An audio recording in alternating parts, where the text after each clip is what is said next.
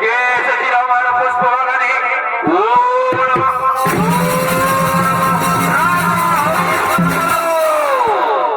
তুমি এসেছিলে, তুমি সর্বরক্ষকে মুক্তি দিয়েছ। জানো না রাজা, তুমি কি ভুল করেছো, কি অন্যায় করেছো? তুমি জানো না, তুমি যে অন্যায় করেছো সে অন্যায়ের মাসুল তোমাকে দিতে হবে। আমি অবিশ্বামিত্র মুনি, আমি যদি তোমাকে না করতে পারি পথের ভিখারি, আমি যদি তোমাকে না করতে পারি পুত্র ছাড়া, আমি যদি না করতে পারি তোমাকে রাজ্য ছাড়া, আমি যদি তোমাকে না করতে পারি স্ত্রী ছাড়া পুত্র ছাড়া, তাহলে আমি বিশ্বামিত্র।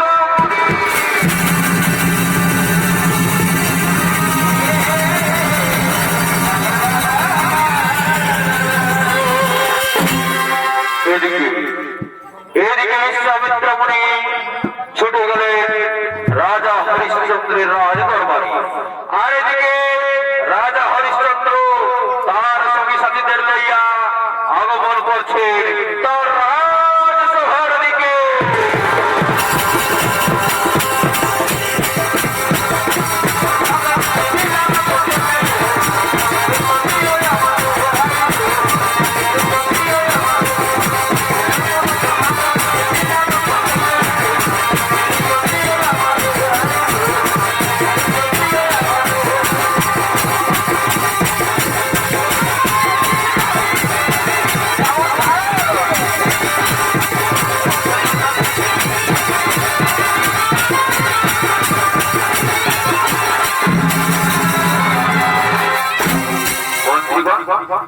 মন্ত্রীগণ, এই রাজ্যের খবর ভালো তো মন্ত্রীগণ?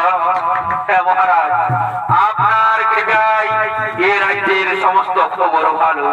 মন্ত্রীগণ, মন্ত্রীগণ, আমার রাজ্যের সমস্ত প্রজা শান্তিতে আছে তো মন্ত্রীগণ? হ্যাঁ মহারাজ, আপনার কৃপায় এই রাজ্যের সমস্ত প্রজা শান্তিতেই আছে।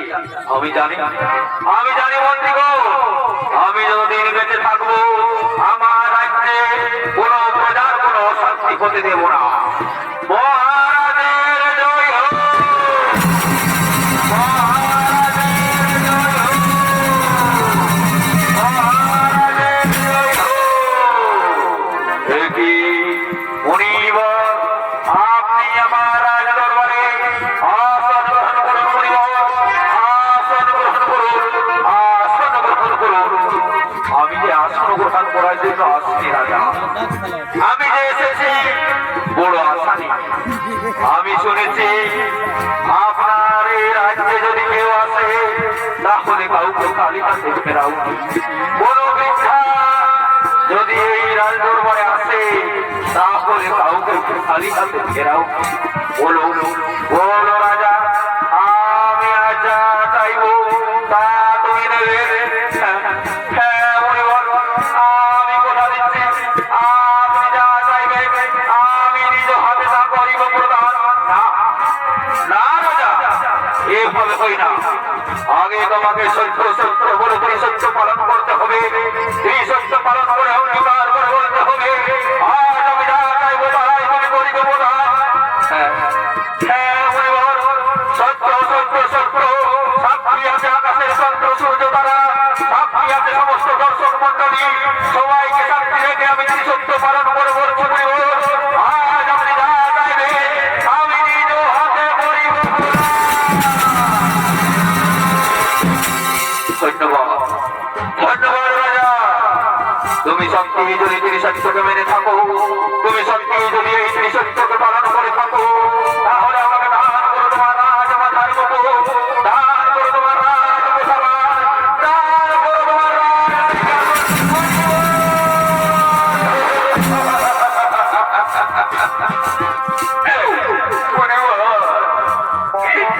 আপনি কি চাইলেন?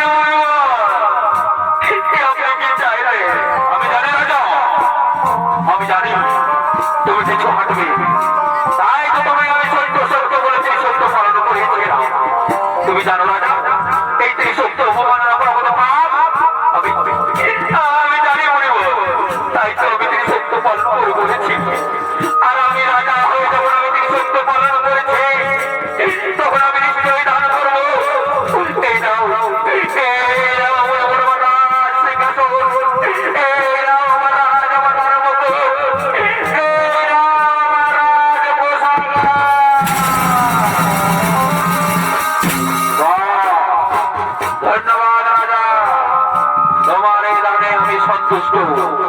কিন্তু তুমি জানো রাজা, কাউকে বড় কেউ দান করলে তাকে কিছু দক্ষিণা দিতে হয়।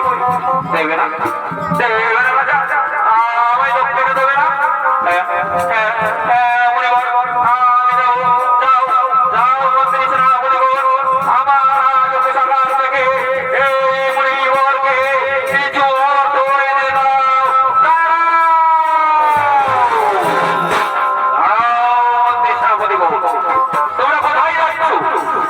তোমরা কি ভুলে গেছো?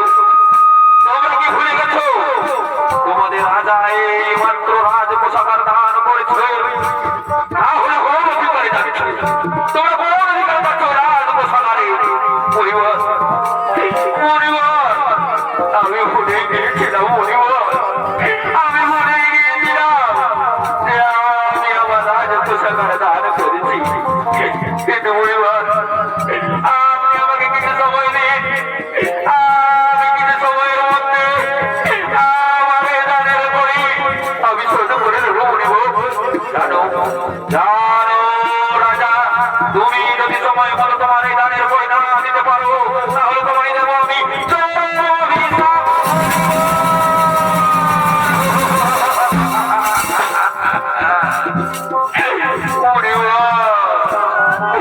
এভাবে আমাকে কোথায় কোথায় অভিশাপ দেবেন না পরিবার। আমি যখন কথা দিয়েছি তখন নিশ্চয়ই আমি আমার দানের বই দেবো পরিবার। মন্ত্রীগণ, জানি না মন্ত্রীগণ আর কোনদিন তোমার সঙ্গে দেখা হবে কিনা। এই দেখাই বুঝি শেষ দেখা। তবে যাওয়ার আগে একটি কথা বলে যাচ্ছি মন্ত্রীগণ, যদি কোনদিন দেখা হয় তাহলে রাজাকে তোমরা ফিরিয়ে দিও না। আমাদের রাজ্যের সমস্ত প্রজাকে তোমরা দেখবে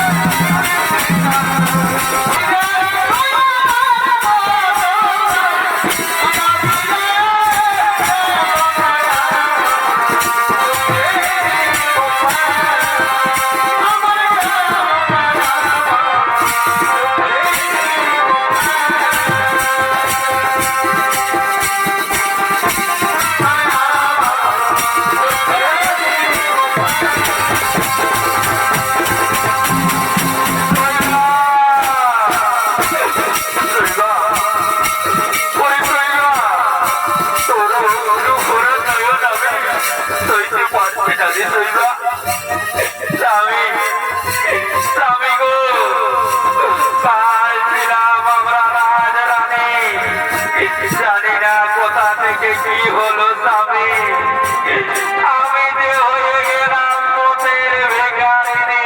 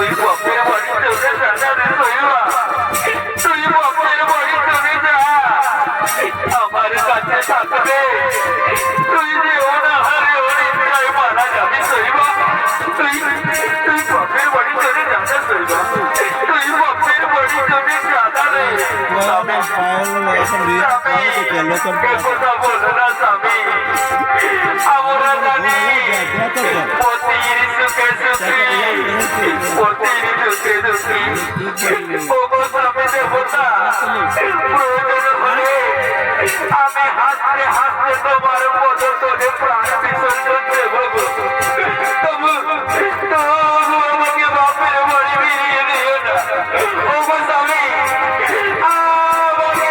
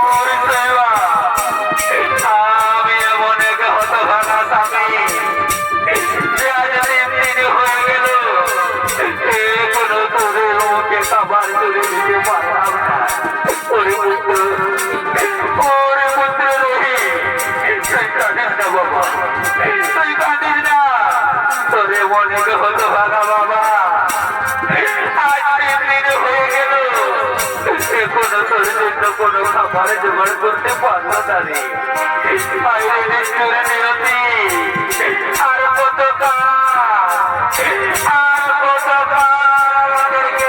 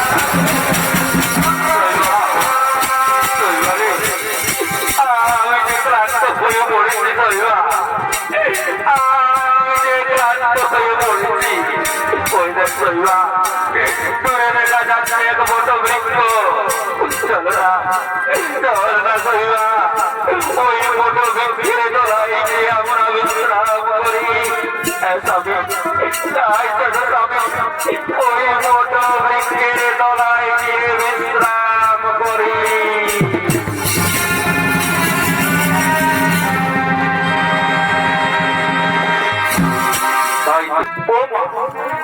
আমাদের পীরের যারা সহ্য করতে পারছি না বাবা ও বাবা দাও না দাও না বাবা আমাকে কিছু খাবার দাও আমি যে পীরের যন্ত্রণা সহ্য করতে পারছি না বাবা কি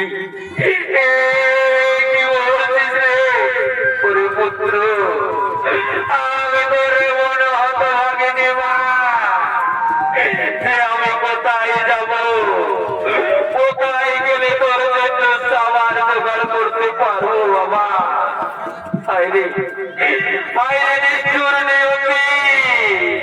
তুমি আমায় নারী জন্ম দিও না ঠাকুর এ নারী জন্ম যে বড় কষ্টের বড় দুঃখের বড় বেদনা এ নারী জন্ম আমাকে দিও না দয়াব এ নারী জন্ম আমাকে দিও না এই পাখি জন্ম এই দিও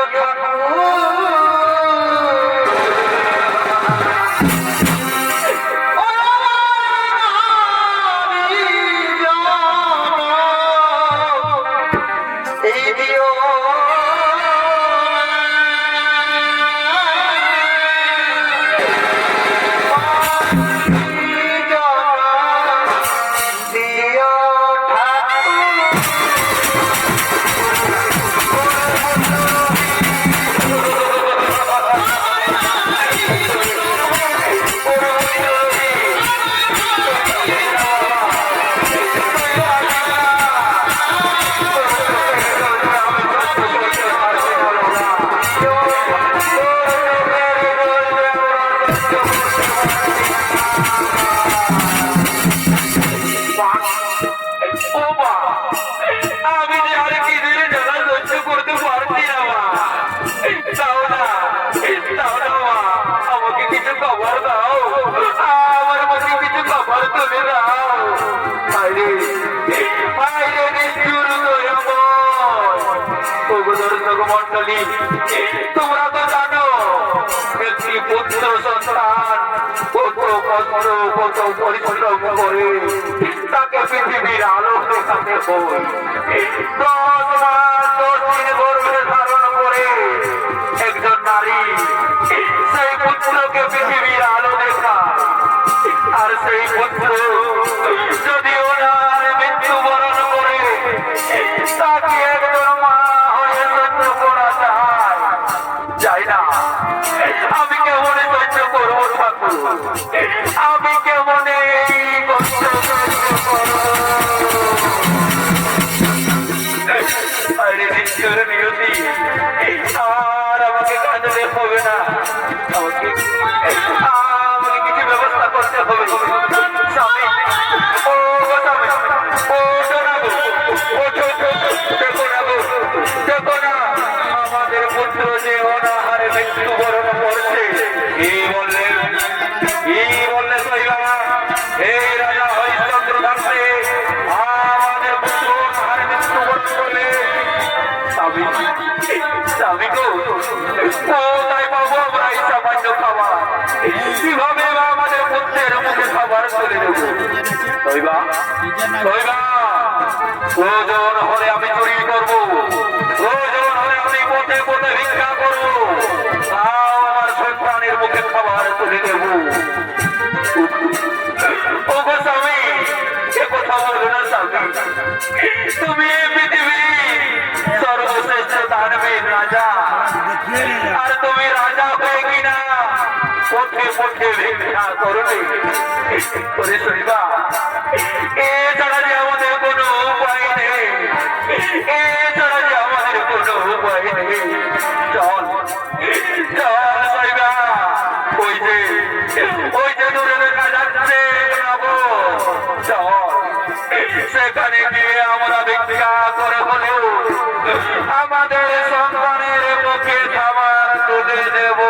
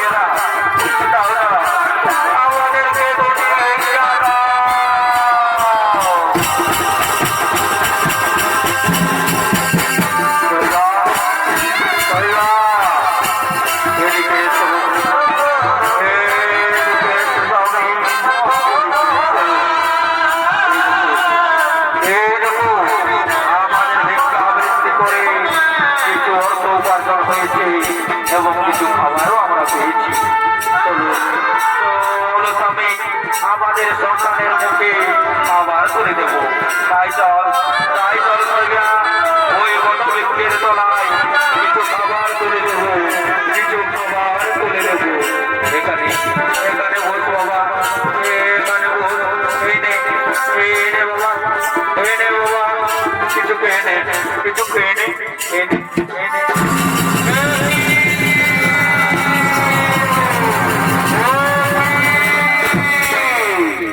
এ কি রাজা হরিশ্চন্দ্র, তোমার লজ্জা করে না? তোমার লজ্জা করে না রাজা?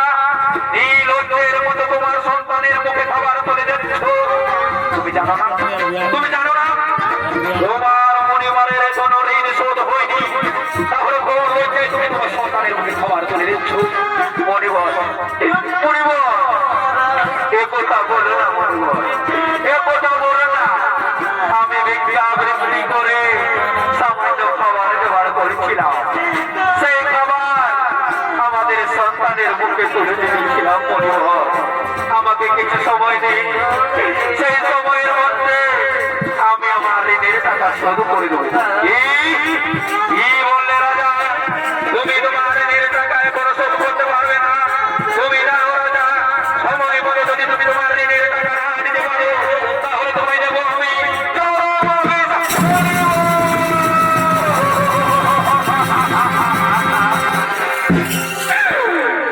দেখলেন তো সইবা, মণিবর কি বলে গেলেন? সময় মতো যদি আমার ঋণের টাকা না দিতে পারি তাহলে দেবে আমাদের চরম অভিশাপ। স্বামী, স্বামী গো, আমি একটা কথা বলবো, তুমি রাখবে? তুমি আমার কথা রাখবে স্বামী? বলো, বলো গো স্বামী, তুমি তুমি আমাকে বিক্রি করে দেবে? কি বললে সইবা? আমি তোমাকে বিক্রি করে দেবো? আমি বিক্রি করে দেওয়ার জন্য তোমাকে 7 ভাগে ঘুরে বিবাহ করেছি, আমি বিক্রি করে দেওয়ার জন্য তোমার পিঠে সিঁদুর পরিয়েছি। স্বামী, আমাকে বিক্রি করে দাও, আমাকে বিক্রি করে দাও। আমাকে বিক্রি করে যে অর্থ পাবে তাই দিয়ে তুমি তোমার ঋণ শোধ করবে। না, আমি রাজা, রাজা হয়ে এভাবে আমি কি কাজ করবে? লোকে আমায় কি বলবে? পুরুষ নাকি কাপুরুষ? লোকে আমার দিকে আঙুল তুলবে আর বলবে, ওই দেখো রাজা দশরথ। না, আমি তোমাকে বিক্রি করতে পারবো না।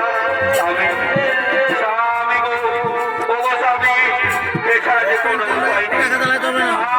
আমাকে বিক্রি করে দাও, আমাকে বিক্রি করে দাও। কিন্তু কে কে আমাকে ক্রয় করবে? ওই তো ও করে দেখা যাচ্ছে খবর, সেখানে গিয়ে আমি তোমাদের বিক্রি করবো। বলিও বাবু, তোমরা কেউ দাসী ক্রয় করবে গো?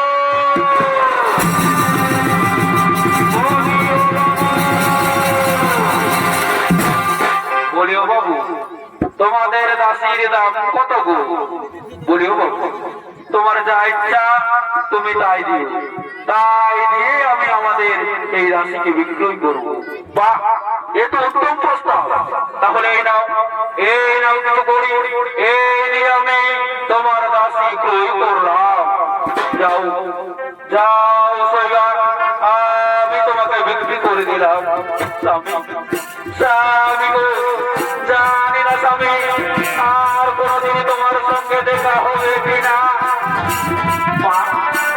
মা গো, তুমি কোথায় যাচ্ছ মা? ও তোর বাবা যে আমাকে বিক্রি করে দিয়েছে, তোর বাবা যে আমাকে চিরদিনের জন্য ওই লোকটার কাছে বিক্রি করে দিয়েছে। বাবা, মা, আমার যে তোমার ওই আচল ছাড়া ঘুমাচ্ছে না মা, তোমার বই ছাড়া আমি যে ঘুমোতে পারবো না। আমাকে নিয়ে চলো, আমাকে নিয়ে চলো না মা তোমার সঙ্গে। ওগো, ওগো বাবু, আমাদের এই ছেলেটাকে নিয়ে চলো না গো। দুবেলা কাজ করবে, তার বিনিময়ে দুমুঠো খাবার খাবে। হ্যাঁ, এ তো উত্তম প্রস্তাব। এসো তাহলে তোমরা দুজনেও আমার সঙ্গে এসো। স্বামী, বিদায় স্বামী। জানি না কোনদিন তোমার সঙ্গে দেখা হবে কিনা। যদি ভগবান বলে কিছু থাকে, যদি ঈশ্বর বলে কিছু থাকে, তাহলে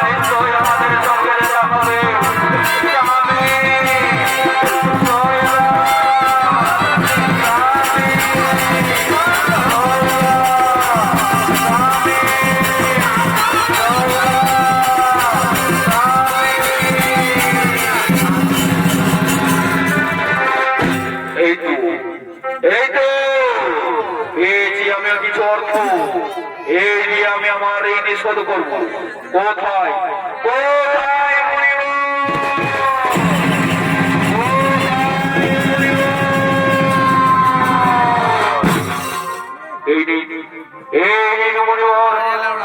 আমি আমার স্ত্রী পুত্রকে বিক্রি করে কিছু অর্থ পেয়েছি, তাই দিয়ে আমি আমার ঋণ শোধ করলাম। এ তো সামান্য অর্থ। আমার ঋণের বাকি টাকা কোথায় রাজা?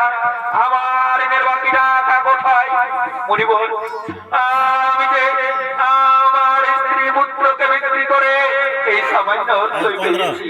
না না রাজা, আমার বাকি টাকা দাও। মনিব, আমি কোথায় যাব? কোথায় গেলে আমার ঋণের টাকা আমি পাবো? তুমি জানো রাজা, তুমি যদি তোমার ঋণের বাকি টাকা না দিতে পারো তাহলে তোমায় দেবো আমি চরম অভিশাপ।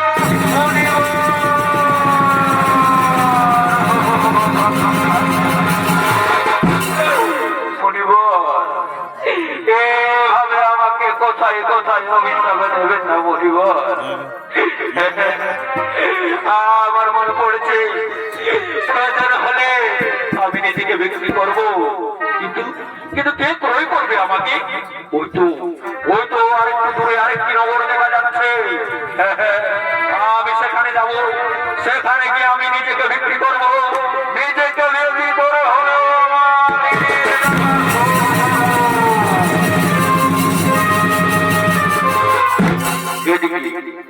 এদিকে সর্বহারা হরিশ্চন্দ্র ছুটে গেলেন সেই পার্শ্ববর্তী নগরের দিকে। ঠিক সেই সময় সেই পার্শ্ববর্তী এলাকার এক শ্মশান ঘাটে আগমন করছে সেই শ্মশান ঘাটের জন্য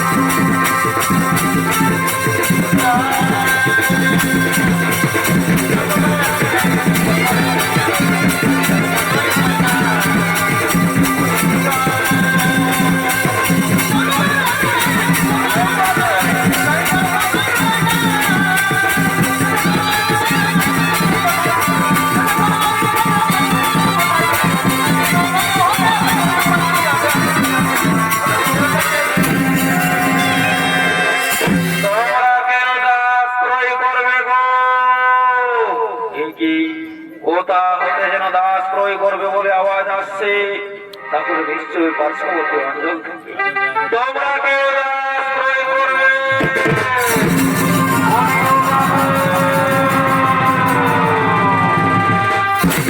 বলি ও বাবু, তোমার মূল্য কত? কতর বিনিময়ে তুমি বিক্রি হবে? বলি ও বাবু, তোমার যা ইচ্ছা তুমি তাই দিও, তাই দিয়ে আমি নিজেকে বিক্রি করবো। বাহ, এ তো উত্তম প্রস্তাব। তাহলে এই নাও কিছু করি, এই গড়ির বিনিময়ে আমি তোমাকে ক্রয় করলাম। আর শোনো, এর বিনিময়ে তোমাকে কিছু কাজ করতে হবে। ওই যে দেখতে পাচ্ছ শ্মশান ঘাট, ওই শ্মশান ঘাটে তোমাকে পাহারা দিতে হবে। আর অবসর সময়ে আমার কিছু শুকর আছে, সে শুকরগুলি তোমাকে বাগালি করতে হবে। আর মনে রাখবে, আজ থেকে তোমার নাম দিলাম চন্ডাল। যাও, তুমি চন্ডাল রূপে এই শ্মশান ঘাটে চিতা জ্বালাবে। তুমি চন্ডাল রূপে এই শ্মশান ঘাটে প্রহরীর কাজে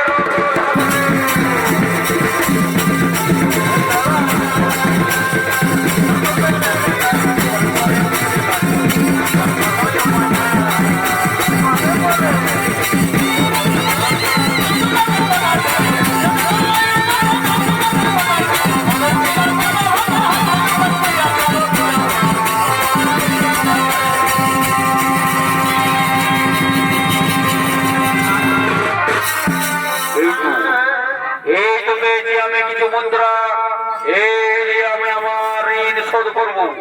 কোথায় মরিব?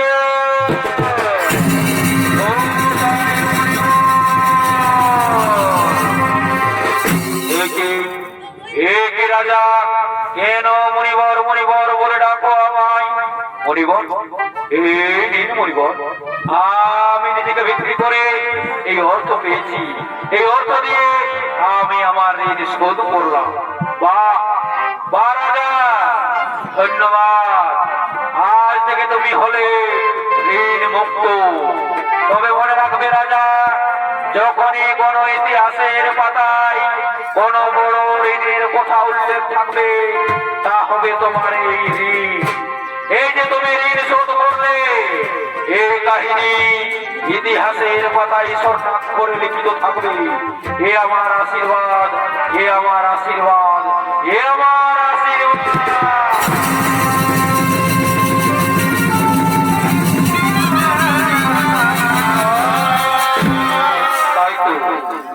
তাই তো শুধু দর্শক মন্ডলী, এদিকে রাজা হরিশ্চন্দ্র সে তার মুনিকে দেওয়া যে ঋণ, সেই ঋণ শোধ করল। সে হলো সম্পূর্ণ ঋণ মুক্ত। তাই তো শুধু দর্শক মন্ডলী, এদিকে তার পুত্র আগমন করছে তার পুষ্পবাগানের দিকে।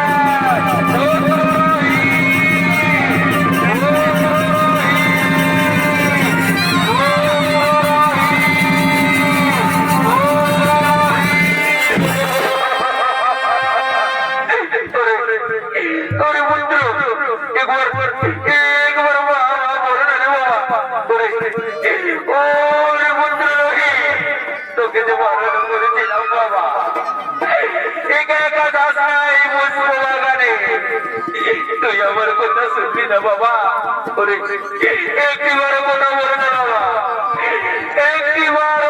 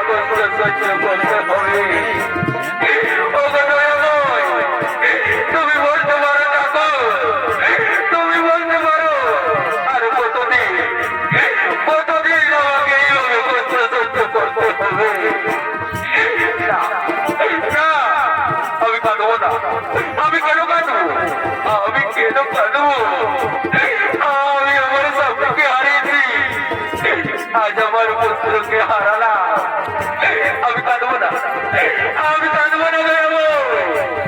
তুমি কাঁদবে, তুমি একদিন কাঁদবে না, তুমি কাঁদবে। পুত্র তোর মা এখন মরে যায়নি বাবা। আমি যতদিন বেঁচে আছি ততদিন আমি আমার সন্তানকে মনে রাখবো বাবা। আর তোর রে পুত্র, আর তোর শেষ কাজ আমি নিজের হাতে পূর্ণ করবো। চল বাবা, আমি তোকে শ্মশান ঘাটে নিয়ে যাবো। শ্মশান ঘাটে নিয়ে গিয়ে তোর শেষ কাজ পূর্ণ করবো।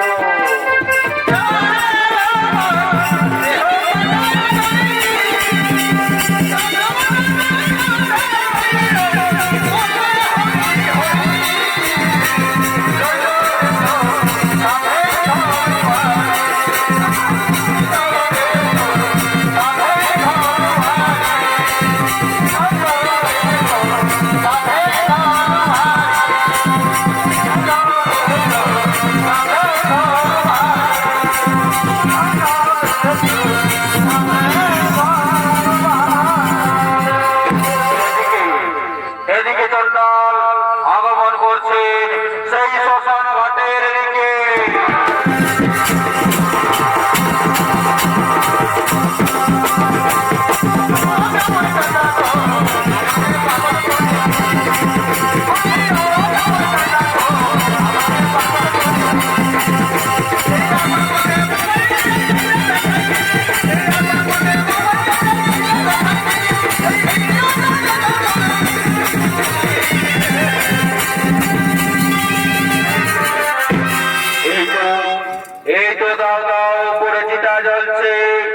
সকাল পেরিয়ে বিকেল হয়ে গেল, কিন্তু এখনো তো একটিও শব্দ হইল না। তাহলে কি আমার উপার্জন আজ বন্ধ থাকবে? না না, ওই তো দূরে দেখা যাচ্ছে এক নারী। সে এক নারী যেন কোনো এক সন্দেহ নিয়ে আসছে আমার দিকে। তাহলে নিশ্চয়ই উপার্জন হবে, নিশ্চয়ই উপার্জন হবে।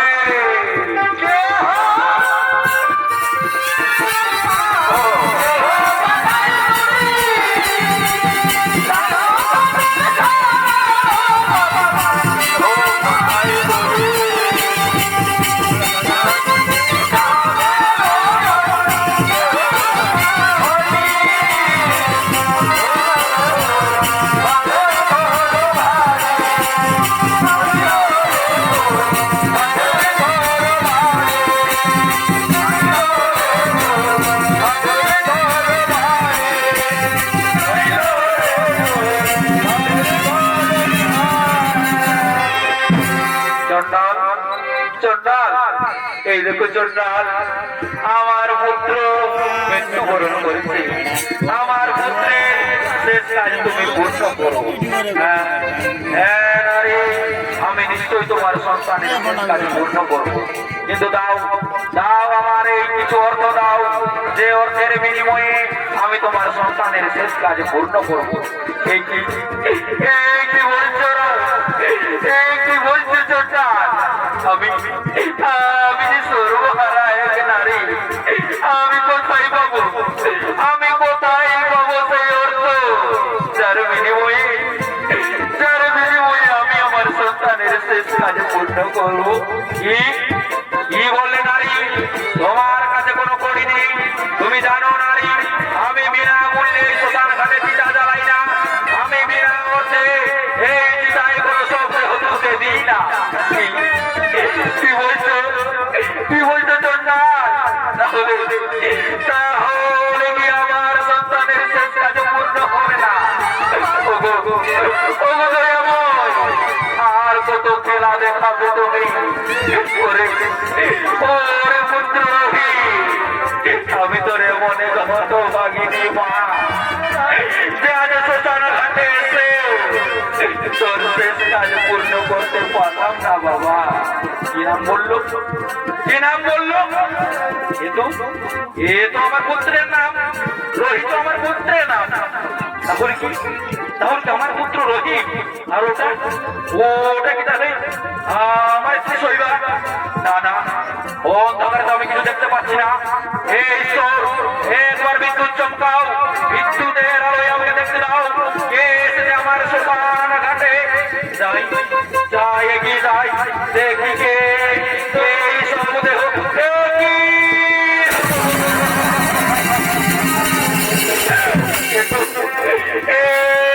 আমার পুত্র রহিম, তাহলে তুমি আমার স্ত্রী শৈবা, স্বামী শৈবা, স্বামী।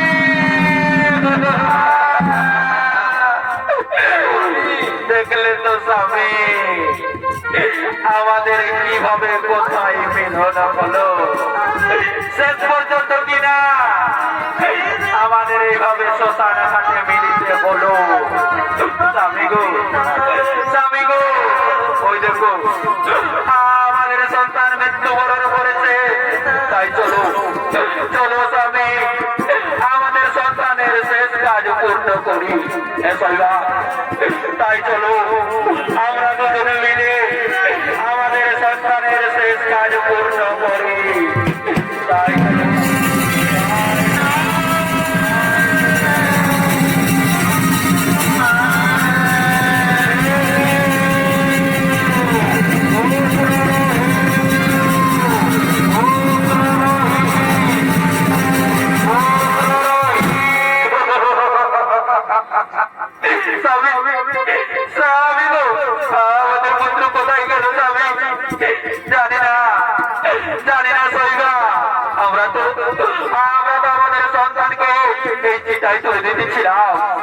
তাহলে জানি না কোথা থেকে কি হলো, আমাদের সন্তান যে অদৃশ্য হয়ে গেল।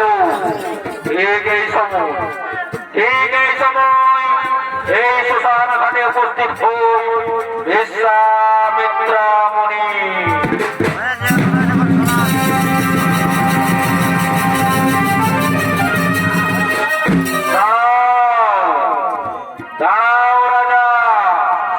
তোমাদের সন্তান মৃত্যুবরণ করেনি, স্বয়ং মহাবিষ্ণু এসেছিল তোমাদের পাশে, স্বয়ং মহাবিষ্ণু মহেশ্বর এসে তোমাদের সন্তানকে জীবিত করে তুলে দিয়েছে। আর শোনো রাজা, তুমি যে দান দিয়েছিলে সেই দান হারে আমি আক্রান্ত, তাই আমি তোমার দান ফিরিয়ে দিলাম। এই নাও রাজা তোমার রাজ সিংহাসন, এই নাও রাজা তোমার রাজ উপসাগর, এই নাও তোমার রাজ মাথার মতো। আর শোনো শোনো রাজা, ওই দেখো স্বয়ং মহাবিষ্ণু মহেশ্বর তোমাদের সম্মুখে এসেছে। তোমরা গিয়ে আশীর্বাদ নাও। প্রণাম প্রণাম বলে, প্রণাম মহেশ্বর, প্রণাম।